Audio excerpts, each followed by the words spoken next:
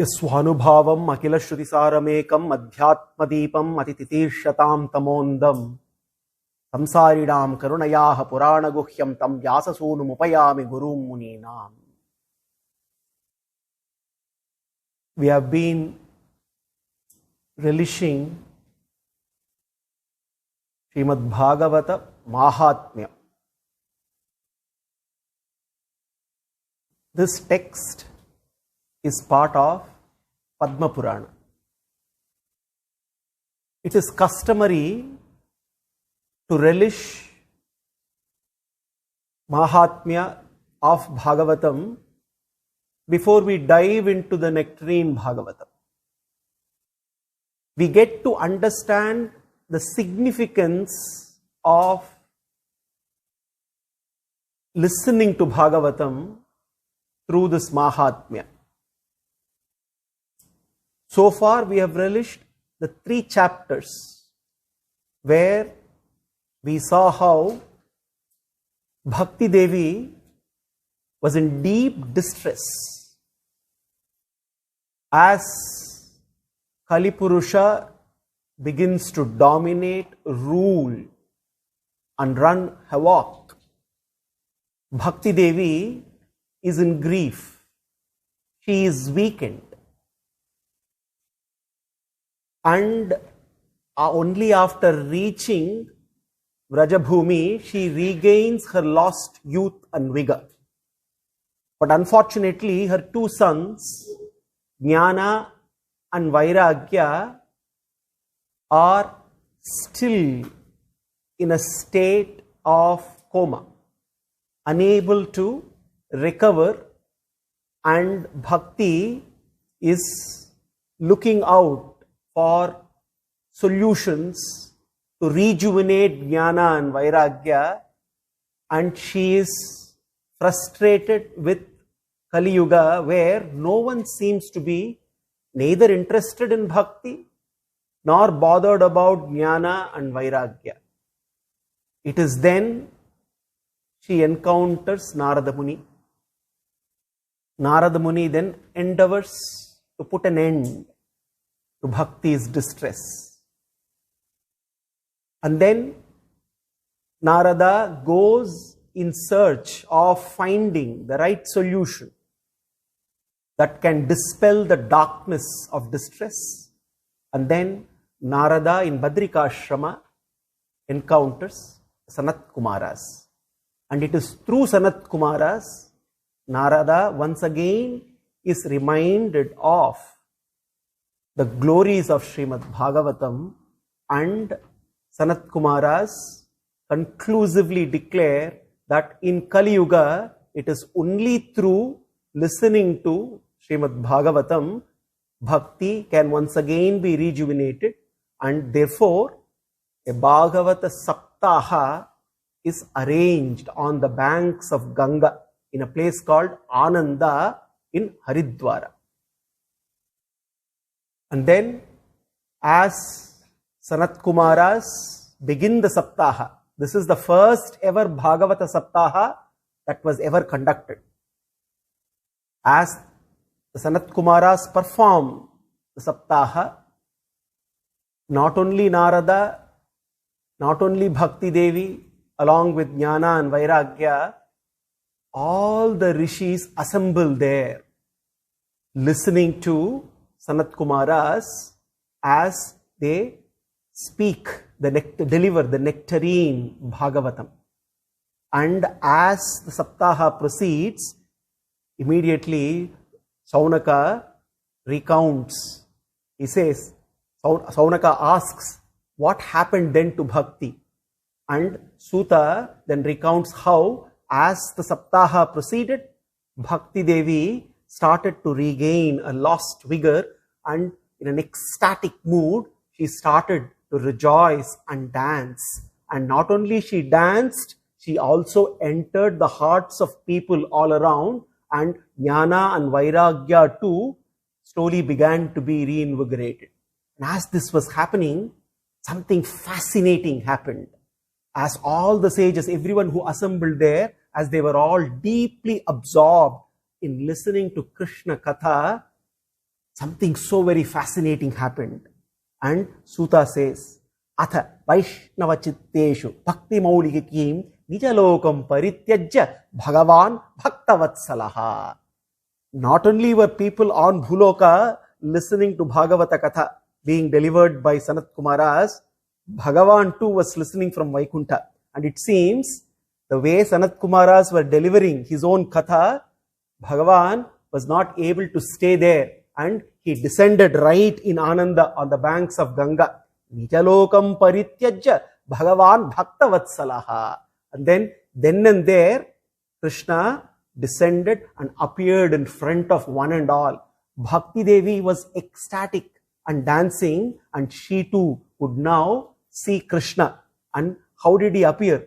Vanamali Ghanashyamaha Pitavasa Manoharaha Kanchi Kalapa Ruchiro Lasan Mukutakundalaha Tribhanga Lalitas Charu Kaustubhena Virajitaha Kotiman Mathalavanyaha Harichandana Charchitaha Paramananda Chinmurtir Madhuraha Muralidharaha Vanamali Ghanashyamaha. So Krishna, adorned with his characteristic Vanamali, the garland made of the forest flowers, Ghanashyamaha, with a bodily hue which was of the color of the rain-bearing clouds. So striking was the hue of Bhagavan's form that everyone was automatically, magnetically attracted to him. Pitavasa Manoharaha.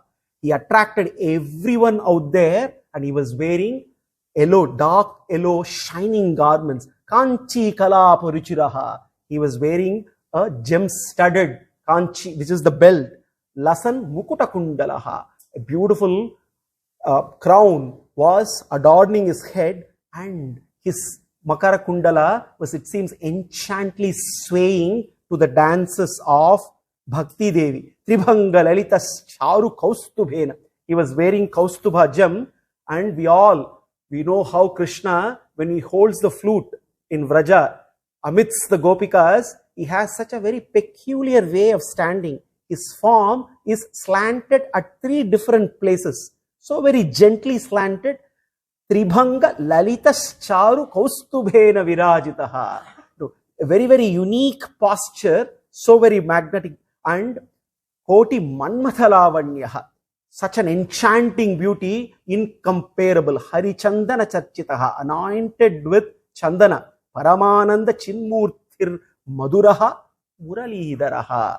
Gently holding the flute, he is Paramananda Chinmurti. He is the very embodiment of Ananda, Jnana, bliss, all coming together. Immediately what happens? Vaikuntavasino yecha Vaishnava Uddhavayaha Tat Kata Shravanartham Te Ghuda Rupena Samstitha. Seems all the Nityasuris in Vaikunta, they could not stay there anymore.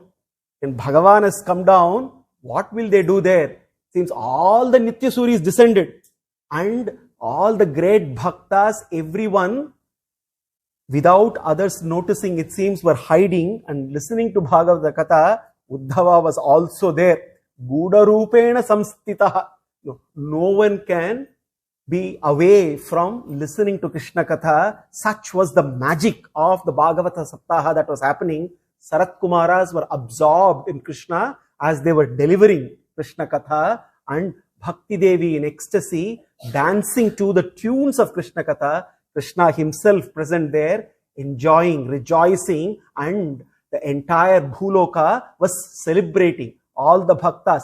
Once again, there was a rejuvenation of Bhakti. Bhakti began to blossom and grow in the hearts of all the people, and Jnana and Vairagya were also regaining their lost strength. And then Kumaras started to explain to Narada, look Narada, this is the magic, what Bhagavata can do to people. This is how Bhakti herself is rejuvenated. Now, the light of Bhakti is lit in every heart around. Now for times to come in Kali Yuga, through Bhagavata Katha, Bhakti will be protected. Bhakti will be kindled. So it is very important. Bhakti is Jnana maturing and Jnana blossoming and maturing. It's like a light. Just like Jnana is a light. The the starting point, we also need jnana and bhakti in the journey. But it is at the start, it is like a feeble lamp. The feeble lamp needs protection, needs care, needs our attention, needs our conscious endeavor. But then as the journey progresses, then this light of lamp of bhakti starts to grow slowly, and then slowly and steadily, with proper care, attention and effort, the feeble lamp grows and becomes a conflagration that cannot be put out. Therefore, Narada is told, hey by Sanat Kumaras, now that bhakti is lit in the hearts of people, as long as Bhagavata Saptaha is performed, as long as people continue to listen to Bhagavata, bhakti will be protected and bhakti will blossom in everybody's hearts and grow, and then moksha is guaranteed for those who adopt this path. And then Kumaras also say, without any discrimination whatsoever, this lamp of bhakti can be lit in every heart with no prerequisite, with no discrimination whatsoever. The saint and the sinner have equal opportunities. There is no discrimination, and Kumaras therefore highlight the benefits of studying and listening to Bhagavatam and performing Bhagavata Yajna. And then, in order to demonstrate the benefits of Bhagavata Saptaha and listening to Bhagavata Katha, the Sanat Kumaras then recount a very important and interesting legend, the legend of Atmadeva. This is in the 4th chapter of Bhagavata māhātmyam, where the Kumaras explain to Narada the importance, not only the importance of Bhagavata māhātmya Shravana, not only Bhagavata Shravana, what is the efficacy, how it can bring about transformation in people, and how it can lead one on the pathway to moksha. Atrate kirtayishyama itihasam puratanam yasya shravanamatrena papahanihi prajayate tungabhadratate purvam abhutta uttamam yatra varnaswadharman satya satya karma tatparaha atmadevaha puretasmin sarvaveda visharadaha shautasmarteshu nishpato vitiya ivi bhaskara. Introduction to Atmadeva. Sanat Kumaras are giving this legend of Atmadeva to demonstrate the purification that one can go through with the Shravana of Bhagavatam. Now, many a times in all the Shastras, it is clearly recommended how Shravana purifies. Now, what is this purification process and how do we understand, and why Bhagavatam can purify one and all, irrespective? And the Sanat Kumaras clearly say, it does not matter the kind of baggage that one carries into the samsara. Irrespective of the load of karma, punya or papa, Bhagavata Shravana purifies. And therefore, how is this purification happening? And how can we understand when we say purification happens in the mind? To understand purification, spiritual purification, a simple definition is purification. Spiritual purification is essentially bringing an end to the mismatch between what we value and what really is valuable in life. There is a huge mismatch between what we value in life and what is truly valuable in life. What is this mismatch? What we consider as value is based on our own vasanas. Whereas what is truly valuable in life is not what we can perceive. And therefore, as long as our mind is filled with impurities, there is no way that we can recognize what is of true value to us. When the mind is purified, this mismatch between what we truly value and what is valuable comes to an end. It is like reversing the force of gravity. We all know what is gravity. Gravity is the force which automatically attracts any object. The mind also has a gravity. We can call it mental gravity.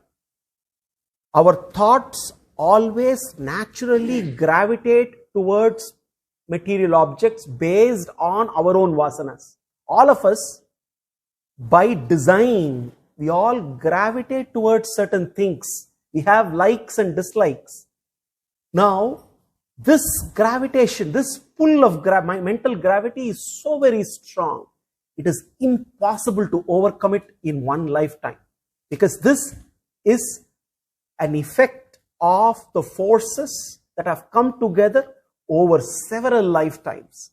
So therefore, in our own life and living, we find it so very difficult to gravitate away from things with which we are naturally attracted to. This mental gravity will remain so very strong. We need a pull, a force which is stronger than this mental gravity. Bhagavata Shravana is essentially a process of reversing. And what is this pull? What is this force? The more we listen to Krishna Katha, the more Krishna enters us, the greater this reversal happens, because it is that only force which can counter this mental gravity, which is a result of our own vasanas.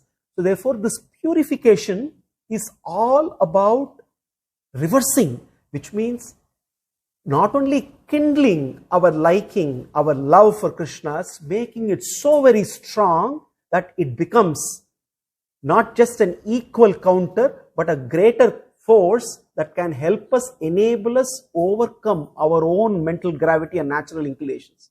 And we see this happening over a period of time. Our ability to conquer our weaknesses, anything that attachment that we have, is only possible if it is countered with the pull of love for Krishna. Until and unless we cultivate that force within, it is extremely difficult for us on our own to reverse this. All the bad habits which are a result of thousands and thousands of lives, these are all vasanas that have accumulated. Whatever we endeavor to overcome them, we will always get back. This relapse keeps happening all the time. We keep getting dragged away. Our endeavor alone is not going to be enough. By listening to Bhagavata and by strengthening and cultivating and lighting that lamp of Krishna Bhakti, this reversal of mental gravity happens. So Sanat Kumara says, even those who are mean, even those who have accumulated loads and loads of sins, they too will transform by listening to Krishna Katha, he says. Because those who do mean actions, they continue to do mean actions because they neglect to find the meaning of the actions that they perform.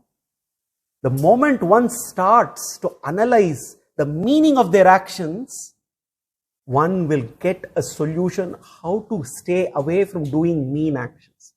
And through Bhagavatam, we start to ask the right questions as to what are we doing and why are we doing. And when we start to address the deep longing that all of us have.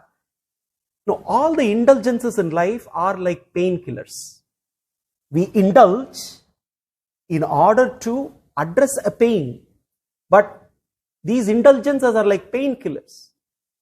They do not cure the real disease. Only the superficial pain is temporarily cured.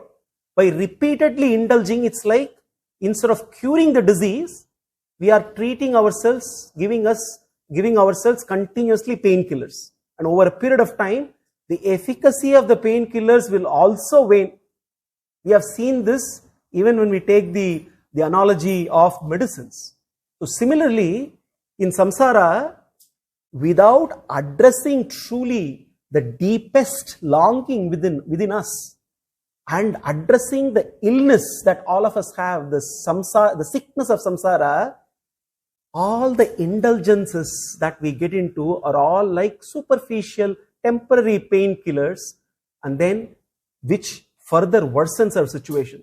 Sanat Kumaras therefore recommend to Narada and to everyone there, the more we do Shravana of Bhagavata Katha, we start to go deeper and deeper, addressing the source of all our longings. And it is in addressing that source of all our ills, we can actually address every other problem in samsara. And in order to elucidate this, they give the example of Atmadeva.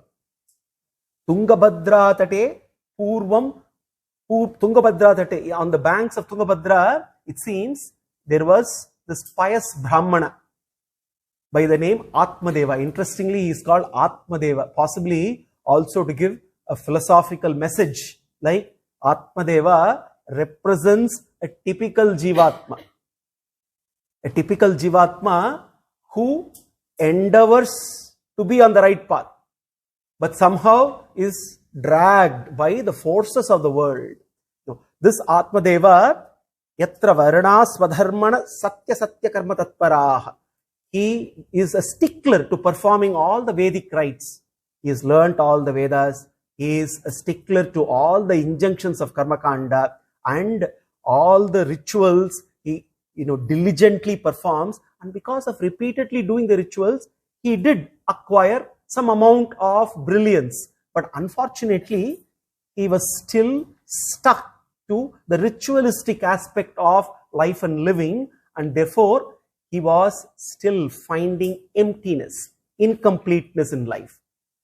Once again, this is where, if one does not progress from just doing rites and rituals to eventually discovering the purpose and meaning of life, one remains incomplete. And Atmadeva is a great example. And Atmadeva had a beautiful wife.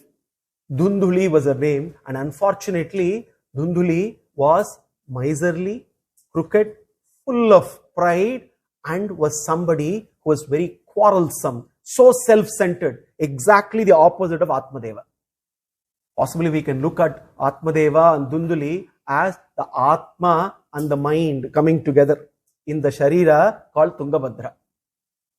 No, there is always constant tussle, who is going to boss over whom. And eventually, as it happens, Dhundhuli always wins over and has Atmadeva in her control. Dhundhuli is so very self-centered that she prevented Atmadeva in doing anything pious, even though Atmadeva insisted on living by alms as a Brahmana, even though they had all the riches. In contrast, Dhundhuli was hell-bent on spending, hell-bent on enjoying, hell-bent on sensory pleasures. And over a period of time, even their wealth, they started to lose much of their wealth. But Atmadeva had there was one thing which he was longing for, that was for a child. Several years passed by. Several yajnas, several yagas, all kinds of charities, everything was done, and still Atmadeva was not blessed. And after many, many years of austerities, Atmadeva meets a sannyasi. And then he goes and he gets to know that sannyasi is so very powerful and he can actually read one's destiny. Therefore, Atmadeva goes to him and says, please do let me know, is it written in my destiny that I beget a son? And the sannyasi says, unfortunately, I'm very clear, I can read that in this life you are not going to be. So do not even be bothered. There are so many other ways of making your life fulfilling. So do not be bothered. This is Ishvara Ichcha. You should not be trying to do anything otherwise. Atmadeva insists. He says, please give me a solution. I want to fulfill this longing of mine. And he persists and insists. And finally the sannyasi, he gives up. And then he says, since you are relentlessly pursuing me, I will still, but then I do not know. Now we are playing here with destiny. We do not know what the consequence is going to be.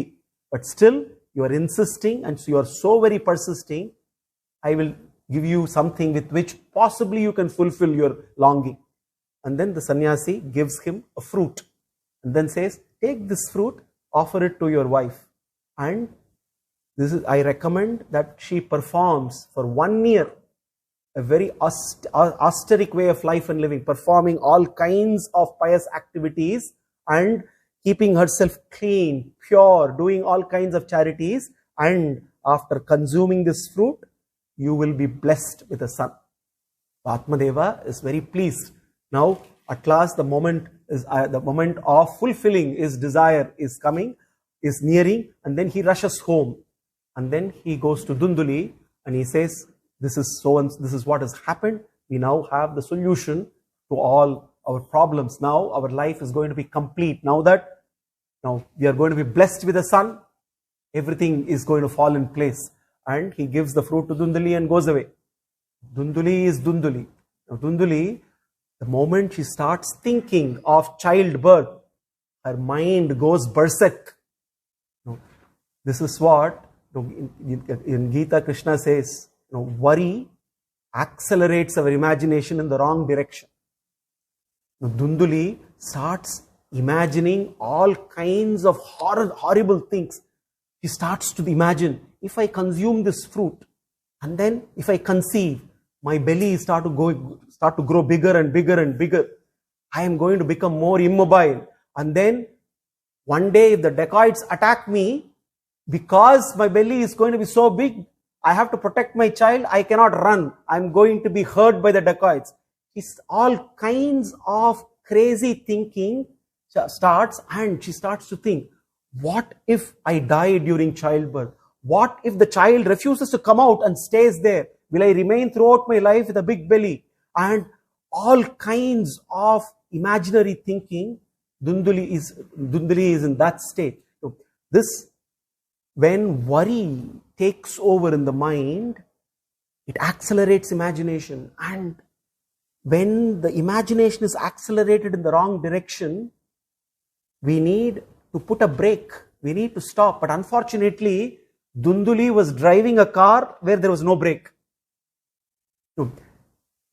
In our life's journey, if the worry is like the accelerator of our imagination, what is the brake? What is the brake? The brake is our Shraddha in Bhagavan. Only if we have the brake called Shraddha, we can actually stop this imagination running wild. Unfortunately, Dunduli lacked that. She was very impious. So she had no Shraddha. And therefore, she was becoming wild, thinking what is going to happen. And then, to her pleasant surprise, she found out that her sister was also pregnant, and therefore she started hatching a conspiracy, a plot. She started to trade with her sister, saying, let's trade your child with some part of my wealth.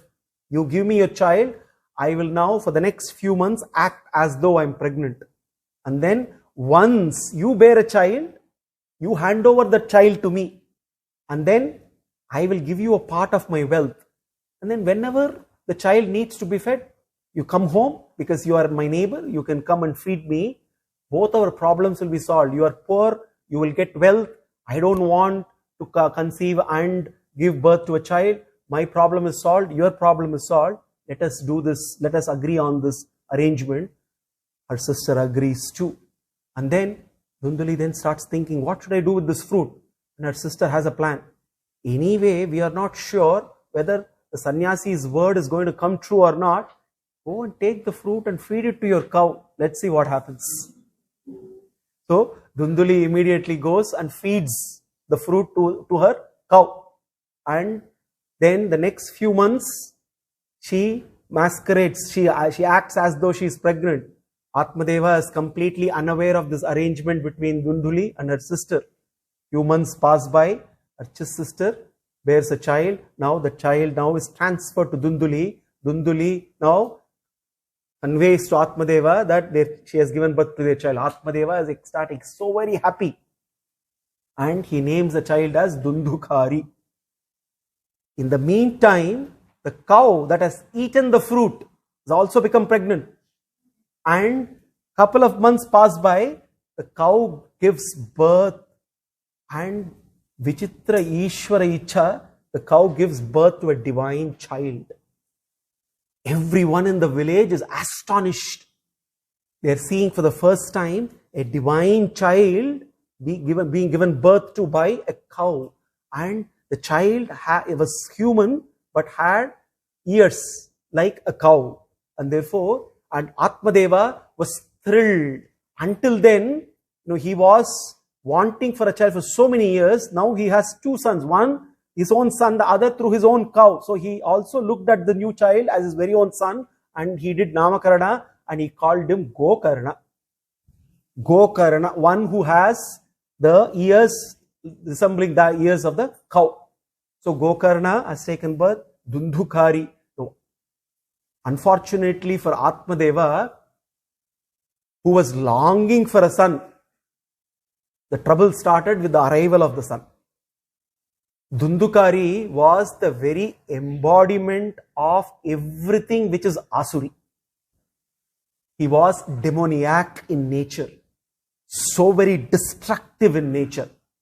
He was someone who was completely ruled by Kama, Krodha, Lobha, Moha, Mada, Matsarya, everything in extreme. Kama in extreme, Krodha in extreme, Lobha in extreme, Madha in extreme, Matsarya in extreme. Atmadeva was unable to bear this. He was unable to see that his son can be so very destructive. His son can be so very impious. And his heart was broken completely. And as Dundukari grew, the atrocities he was doing was also escalating exponentially. On the other hand, the other son through the cow, Gokarna, turned out to be a very embodiment of everything which is Daivi. He was endowed with all kinds of virtuous gunas, jnana, compassion, all kind, doing charity to everyone, helping everyone, always contemplating on Bhagavan. So Gokarna grew up as a jnani. Dundukari grew up as not just an ajnani, but as Asuri. And this went on. And eventually, Atmadeva was unable. A situation came with looking at all the atrocities that were conducted by his own son, Dundukari. Atmadeva was unable to face this anymore. He was unable to endure. And he approaches Gokarna, because Gokarna was like a teacher to many. And therefore, he approaches Gokarna, and Gokarna gives him a very important advice. As Atmadeva approaches, Gokarna declares, "Hey Atmadeva, asarakkalu samsaro dukkarupi vimohakaha sutakasya dhanam kasya snehavanjvalate nishaha." He looks at here the discussion between Atmadeva and Gokarna brings out some very harsh, striking truths. Very harsh realities are bluntly put forward by Gokarna to Atmadeva. He says, "Hey Atmadeva, sutah kasya dhanam kasya snehavaajvalate nishaha." You think you own your wife, you think you own your son. Who are they? How do you think you really own them? Just because of this mamakara of yours, you have been burning in the fire of samsara all along. With really, you are in a deep state of anguish, thinking that this is your family, this is your wife, this is your son. Asarakkalu samsaro dukkha rupi vimohakaha. This is how samsara is, Atmadeva. It is dukkha rupi vimohakaha. It is delusional. You are so very deluded that you fail to see what is reality. And samsara is dukkha rupi. Krishna also calls it dukkhalaya. The samsara is, immediately we say, is samsara is only about misery? Samsara is not only about misery, but in samsara, one cannot escape misery. When it is dukkha rupi, one cannot strive, endeavor to escape misery in samsara. It is like endeavoring to escape misery in samsara is like trying to escape one's own shadow. If one starts to endeavor to escape samsara, slowly and steadily, the goal of life and living becomes only escaping misery. And in that process, one misses out on what is the real purpose of life and living. If one is trying to constantly avoid a shadow, then the natural solution is what? To avoid light and immerse oneself in darkness. The only way to escape one's shadow is to avoid light, and by avoiding light and immersing oneself in shadow. This is exactly what happens to one who is trying to escape from miseries, trying to solve problems in samsara. One immerses oneself in the darkness of indulgence, intoxication, missing out on the meaning and purpose of life. Then everything one is trying to fix the problem, and deeper one gets immersed in the darkness of indulgence and intoxication, and from which there is no recovery anymore.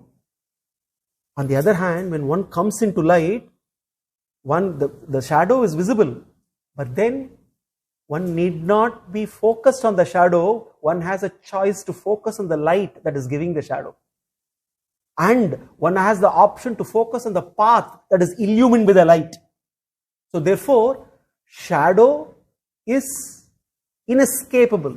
Shadow is inevitable, but the focus need not be the shadow. Misery is a fact of life, but is not the purpose of life. So therefore, Gokarna advises to Atmadeva, "Hey Atmadeva, asarakkalu samsare dukkha rupi vimohokaha." If one thinks that misery can be avoided, then one is in delusion.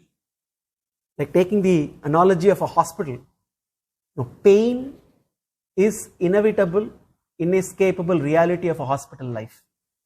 If a patient in the hospital thinks that pain can be avoided, then it is delusion. While pain is inescapable in a hospital, pain is not the purpose of the hospital. The purpose of the hospital is to cure the pain. Similarly, the samsara is like a hospital. Every baddha jivatma is a patient. Now, pain is inevitable. Misery is inevitable in the hospital of samsara. But misery is not the purpose of samsara. Misery is an impetus.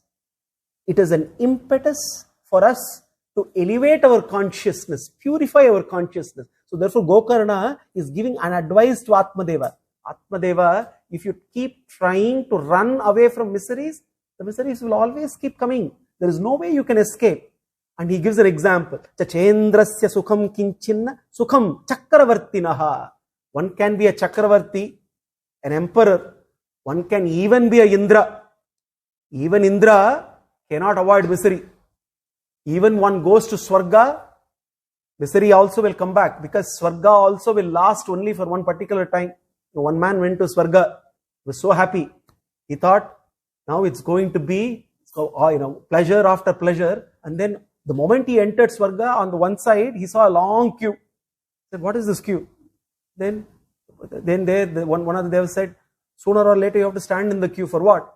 The queue is, once your turn comes, you will be pushed out, and then you're going to once again fall, coming back to Bhuloka, because that is also temporary. And therefore, even Indra's sukha is also kinchin. Sukhamasti viraktasya unerekanta jivanaha munchajnanam prajarupam mohato narake gatihi. If you are fighting to avoid misery, forget about Swarga, your gati will be only Naraka, because you will start getting into all kinds of wrong deeds to avoid, and you're going to fall deeper and deeper and deeper in samsara, and Naraka alone your gati. Nipatishyati dehoyam sarvam tyaktva vanam vraja. Therefore, Atmadeva looks at him and says, what should I do? Just pack up everything, go to Vana. Your time is, is enough. Enough of your struggles here, because Dundukari is beyond redemption now. There is nothing that you can do. And therefore, I advise that you go away.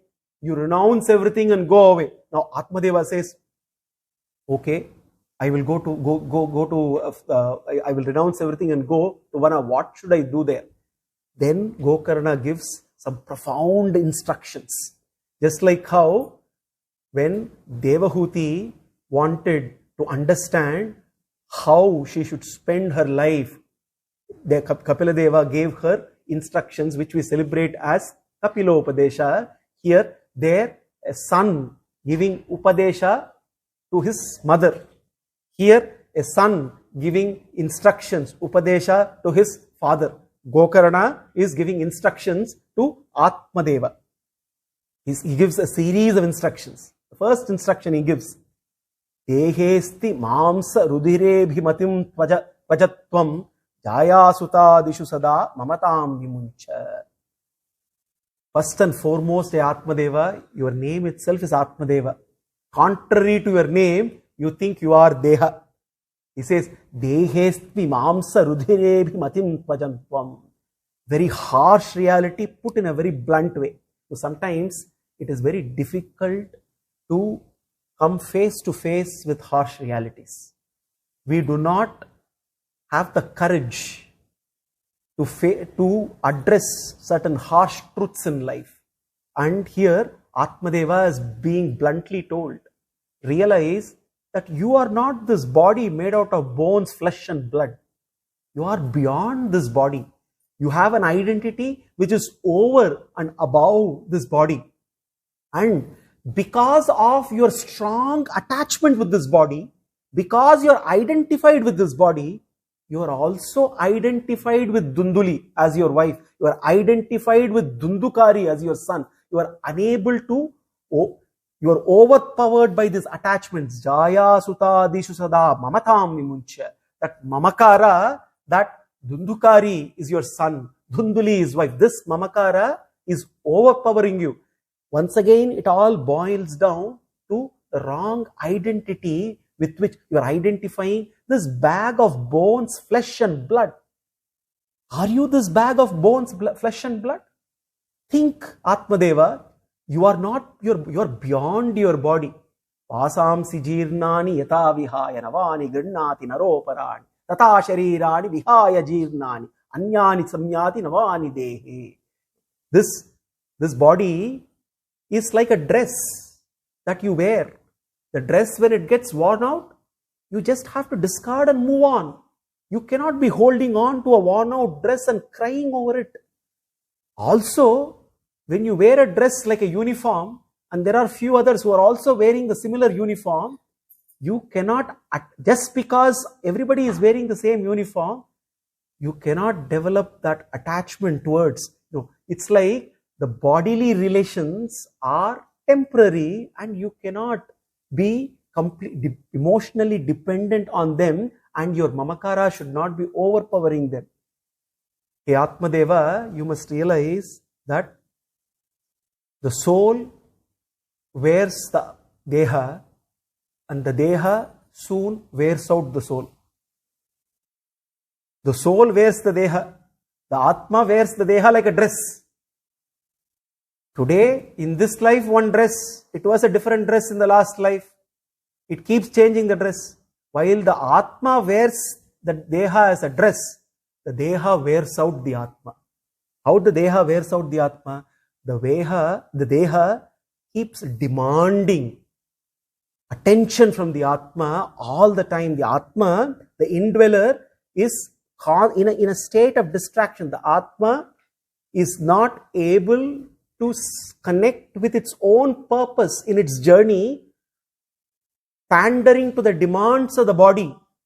The Atma gets distracted from its own journey, gets its direction completely wrong. And in that process, the Atma is worn out by the Deha completely. Life after life, birth after birth, pandering to the demands of the body, identifying with the body, the Atma completely loses its direction and gets lost in the labyrinth of samsara. Rise above this identity of the body. Realize, look at the body.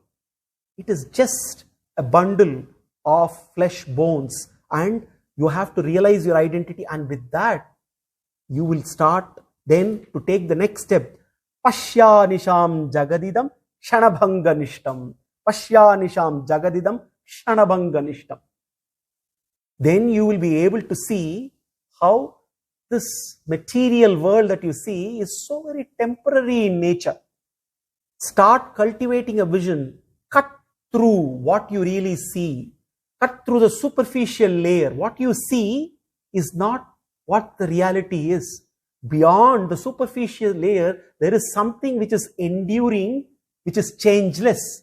The superficial layer is changing all the time, but when you cut through it and see the spiritual reality, you will see the changelessness. Contemplate on the temporariness of this world. And he says, Vairagya raga rasiko bhava bhakti nishtaha. He says beautifully, he says, he does not just say cultivate vairagya, he says, Vairagya raga rasikaha bhava bhakti nishtaha. Cultivate the right taste. In samsara, our taste for what is really healthy and delicious gets numbed over a period of time. We develop the taste for all the wrong things, and in that process, the taste for Krishna is also lost. Because just like how we constantly keep eating something and we cultivate a wrong taste, and somebody gives us a very healthy and delicious food, we take a little bit and say, this is not this bad, why should I even, I will go, like constantly eating junk food. We cultivate a taste and then we lose all the taste for anything which is healthy and delicious. What is truly delicious becomes, we lose taste. Similarly, after several lifetimes in samsara, we lose taste for Krishna. And therefore he says, Vairaga raga rasiko bhava. You have to develop the right taste. Develop the taste for Vairagya, he says. Taste for Vairagya. The moment we think giving up something is very, very scary. He says only in giving away you can actually start to enjoy. Dena tyaktena bhunjita, the Upanishad says. Dena tyaktena bhunjita. Gratification through renunciation. Gratification means really enjoying. Real enjoyment is only possible when you give away, when you renounce. We think renunciation and enjoyment are two contradictory and conflicting things. But the Shastras say renunciation and gratification, true gratification, are not conflicting, they are complementing. And therefore here, that the same phrase is beautifully said here. Vairagya raga rasikaha. Vairaga raga rasikaha bhava bhakti nishtaha. And this is only possible when you become a bhakti nishta, hey Atmadeva. Because you cannot just say that I will give up something. You cannot say that I will just detach from something. It is not possible. It is not practical. Because the mind by design is sticky. If you don't stick to something here, it will stick to something else. So therefore, this mind which is sticky, you have to attach it to something which is enduring, something which is truly fulfilling, the source of everything that is fulfilling. Attach your mind to Krishna, and then that Vairagya also will become so very tasty. Dharmaha, dharmam bhavasva satatam tyaja loka dharman. He says, tyaja loka dharman, dharmam bhajasva.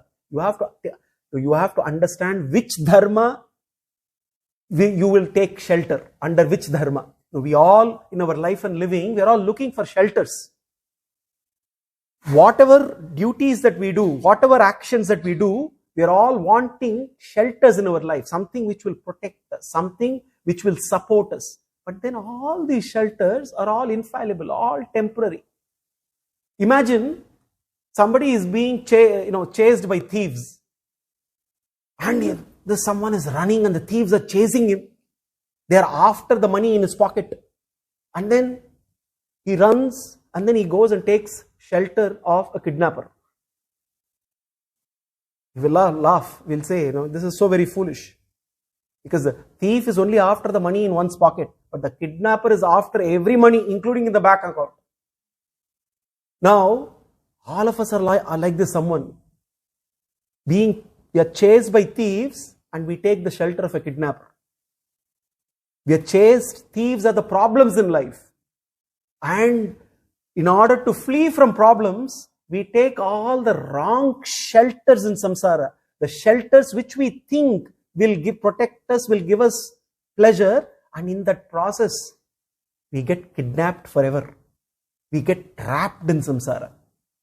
And here, therefore, he says, Dharmam bhajasva. You have to take the shelter of your dharma, your real dharma.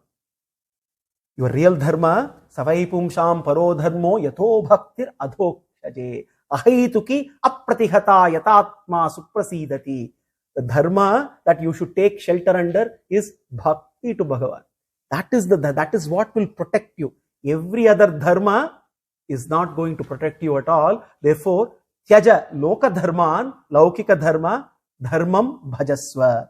And then, sevasya sadhu purushanjiha, kamat trishnam. You are kamat trishna. You have to overcome the thirst of kama, of all your selfish desires. All of us have this thirst. And unfortunately, we don't understand what will fulfill that thirst. We are all thirsty. When little infant feels thirsty, the mother knows. The mother knows. The little infant will cry and the mother will immediately know and give water. And that water will quench the thirst. And over a period of time, the little child understands through the help of the mother that when I am thirsty, I have to drink water. That water will quench my thirst. So thus the child grows up learning that if I am thirsty, I have to drink water. If the mother does not train the child may end up drinking poison to quench thirst. This is what all Bhaddha Jivas and Samsari do. To quench the thirst that we have, we end up drinking repeatedly poison. And therefore he is saying, Kama Trishna. We have to know this Trishna, this thirst for Lokaka. Unless this thirst gets a new direction, this Trishna should become Krishna Trishna. Only then we can quench this thirst. Otherwise, we will be constantly drinking poison in life. And how to do that? Sevasya sadhu purushanjiha. Do Bhagavata seva repeatedly. Go and serve all the Bhagavatas, and it is through the Bhagavatas that you will get elevated. And then he says, Anyasya dosha gunachintanam mashu muktva. He says, Anyasya dosha gunachintanam mashu. It is very important for you to not stop doing dhyana on others. This one is doing this right. This one is doing this wrong. This one should do this. This one should not do this. Forget about dwelling, contemplating on who is correct, who is wrong, because that is something, essentially saying, stop labeling people. Stop looking at the differences and judging. Stop the judgmental attitude. Anyasya dosha guna chintana mashu muktva. The more you are outward focused and being judgmental, the more you are going to be invested externally. There is no way you can grow internally. So Krishna, the Gita says, Yogi sama loshtrashma kanchana. He says, sama loshtrashma kanchana. Essentially saying, a yogi, one who is balanced, one who is integrated, one who is spiritually progressed, he says, sama loshtrashma kanchana. Kanchana is gold. Ashma, loshtrashma is stone. Looking at a stone and the gold equally. One should be looking at a stone and gold equally. Immediately we have this, how is it even possible? How can, it is very theoretically, one can say, but is it even possible? Now, the pathway to reach that state, Atmadeva is told, there are 3 stages one goes through. Stage 1, is, stage 1 is a stage where one has to detach materially. Stage 2, one has to detach spiritually. Stage 3, one has to engage devotionally. 3 stages to reach to a stage where sama loshtrashma kanchana, looking at a stone and a gold equally. 3 stages. Stage 1, detach materially. Stage 2, detach spiritually. Stage 3, engage devotionally. What is stage 1? Detach materially. Detaching materially is to understand that everything material has a value. We assign values to everything that is material. But this value is very relative. And this value, which is very relative, is also not constant. It keeps changing. Also, what is value for me may not be value for you. An American cannot be made to sit and watch an IPL match. Cricket, one may be mad for cricket if one is Indian. An American doesn't even know what is cricket. The value for cricket is very, very high. And the same cricket has a different values. Now, even within the value that one has for CSK and one has for RCB. So there is value is relative. Value also, the relative value also is changing. Now, the same stone is not valuable compared to gold if one is looking at to make an ornament. But imagine if one is threatened and one needs to protect oneself, one will pick the stone, not the gold. There is a big stone, there is a small piece of gold. One is threatened, I need something to protect. Will I pick the gold or pick up the stone? Another moment, I want to make an ornament, I will pick the gold. Now, the relative value, there is one, the value is relative. The second, it also changing, contextually depending. So therefore, detaching materially, understanding this relativity in value of the materials, and then starts to cultivate that wisdom. After all, I cannot be driven so very easily, but the journey doesn't end there. One needs further progress. So from detaching materially, then one needs to graduate to the second stage of detaching spiritually. Then comes the next step where I start to discovering my identity. Now, am I someone, if I identify myself with the body, then I can either put a great value on a stone or on the gold. Even the value that is relative, which is also changing, also depends on how I define myself. As long as I am rooted to the bodily identification, it's going to be very difficult for me to stay away from either the stone or the gold. But when I start to spiritually detach, which means I bring a gap between who I am, my real I, and what I think I am, my body, that in that awareness of my spiritual identity, I start to cultivate the wisdom that after all, both the stone and the gold have no value to me as an Atman. They have some value and I identify myself with the body, but if my identification is so very strongly with who I am as Atman, then with that spiritual detachment, I can look at both the stone and the gold as equal without being swayed by either of them. This is the second stage. First stage, detaching materially. Second stage, detaching spiritually. But the journey doesn't end there.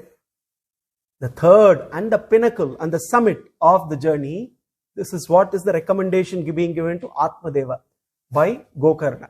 The third is to reach that summit in the journey of engaging devotionally. Engage, because as long as we are in this world, we cannot avoid interacting with a stone or the gold. So somehow we need to cultivate that equanimity, to treat them equally, and that is only possible after recognizing my true identity. The next step is to recognize is my relationship with Krishna and realizing that relationship, then everything that I do becomes Krishna Kainkarya, and every object, every resource that I have is to be used for his Kainkarya. Now when Krishna is brought into the equation, be it a stone or a gold, then I make no difference. If somebody gives me a stone as a bhakta, then it becomes something which I can use to build a temple for Krishna. Somebody who gives me a gold, I use the gold as an offering to Krishna. So it does not matter whether it is stone or gold, as long as both can be used for Krishna Kainkarya. If it is stone and it is for the purpose of Krishna Kainkarya, I am so very happy.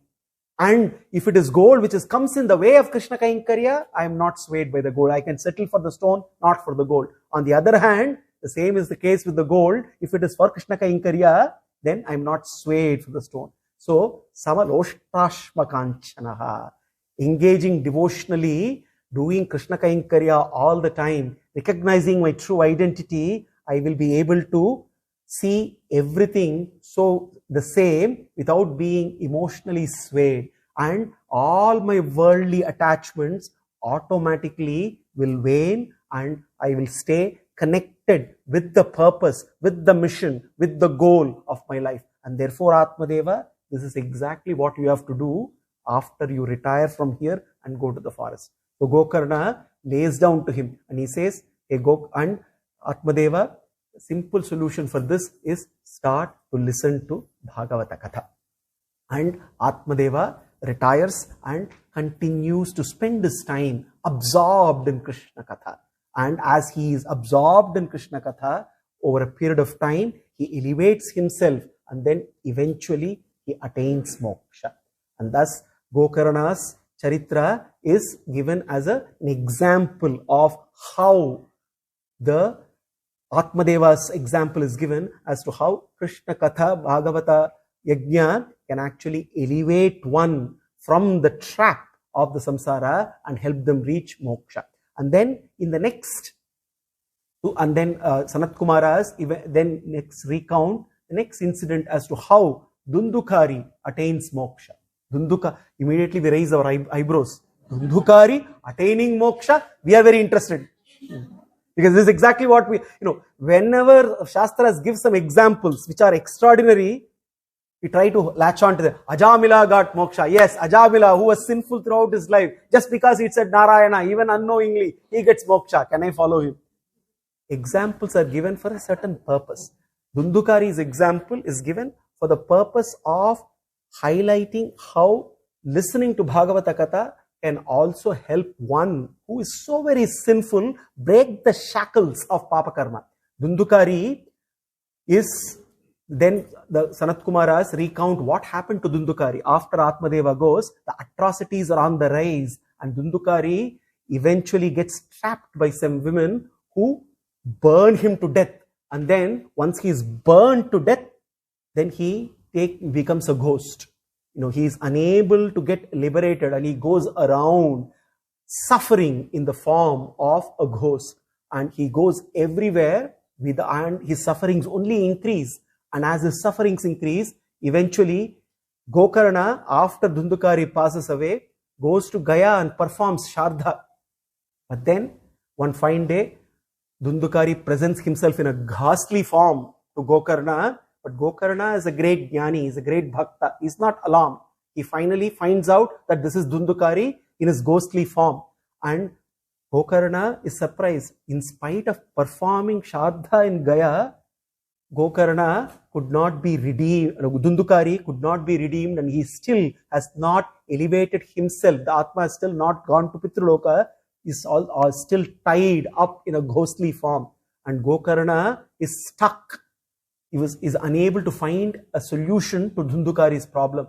And then Gokarna prays to Surya Bhagavan, who recommends saying, do Bhagavata Saptaha, and by listening to Bhagavata Katha, Dundukari will be redeemed. And as Gokarna performs Bhagavata Saptaha Yajna, Dundukari comes, and then as everybody is assembled there, Dundukari, in the ghostly form, the ghost, immediately goes and enters a bamboo stick with 7 knots. And as every day of Bhagavata Saptaha progresses, every knot in the bamboo stick gets cut. And as the knots come asunder, at the end of the 7th day, Dhundhukari is given a divine form.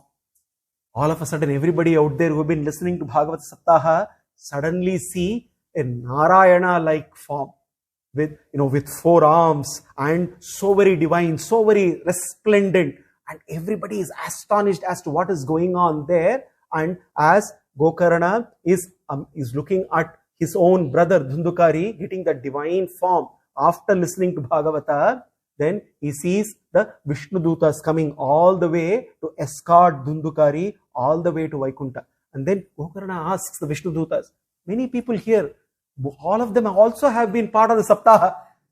What happens to all of us? Everybody has been hearing. Yes, he says, everybody has been hearing, not listening. There is a big difference. This is exactly what the Vishnu Dutas say. Yes, they've all been hearing, but only Dhundhukari was listening. So therefore, Shravana is not hearing, Savana is attentively listening, not just attentively listening. As Shravana happens, Manana also has to happen. As Manana happens, Nididhyasana also has to happen. It is not just about just taking the messages in. What goes in has to be, then there has to be Mathana that has to happen inside. And the Shravana has to blossom into Manana, reflection, and Nididhyasana. And Dhundhukari did that. And it is the result of Shravana, Manana, Nididhyasana that finally that Darshana is happening, and therefore Dhundhukari gets moksha. This is what the Shastra says, Sarupya moksha. Sarupya, Salokya, Samipya, Sayujya. The moksha is a progressive stage. Essentially, moksha is, when we say Sayujya, where the Jivatma goes to the Paramatma, it's to start lovingly serving the Paramatma. And to reach that stage in Vaikuntha, there is a progressive stage of Sarupya. The same Rupa as Bhagavan. Salokya, reaching the Vishnu Loka. Samipya, getting closer. And then eventually Sayujya. So the Dhundhukari, by listening to Bhagavata Saptaha Yajna, is blessed. And then he bestowed moksha. And then Gokarna is so very thrilled that his brother, who was beyond redemption, also because of Bhagavata Saptaha, has finally been, has a way out of this trap and has got moksha. Gokarna continues his austere ways of life, and then after another round of Bhagavata Saptaha, Gokarna too is granted moksha. He also attains Paramapada. Then in the last chapter of Bhagavata Māhātmya, Sanat Kumaras conclude as to how Bhagavata Saptaha should be performed, the ways and means of structuring the 7 days of the Bhagavata Katha. What should be the Adhikari be doing? The one who performs, takes the lead. What are the prerequisites for the Adhikari of the Yajna? Doing Bhagavata Saptaha Yajna is like doing a Vedika Yajna, where the Adhikari who is performing, everyone who is participating, there are certain prerequisites, there are certain purificatory processes, there are some things that have to be done before and during, and all that are beautifully described. And even till now, the instructions that were given for performing Bhagavata Yajna are available to us to be followed. And when one does such a Bhagavata Saptaha Yajna, the results are assured, are guaranteed, and Narada is thrilled. Narada is so very ecstatic that in Kali Yuga, there is such a solution that is available to everyone, to one and all. This is the beauty, because this is throwing the door open to one and all without any discrimination. And Narada is so very thrilled. He knows that in Kali Yuga, moksha is possible. It is not something which is unachievable. Sutta basically says 30 years after Krishna Bhagavan ascended, 30 years after Krishna Bhagavan ascended, Bhagavatam was delivered by Shukha to Parikshit. It was after a period of 30 years. And it was the first time when Bhagavatam was delivered. 200 years after the first delivery of Bhagavatam.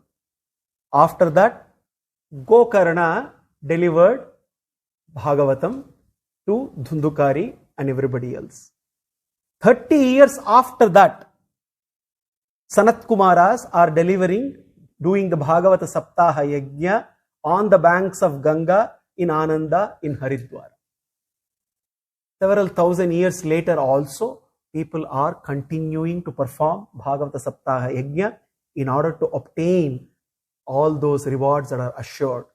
May Bhakti Devi continue to keep dancing, not out there, in our very hearts.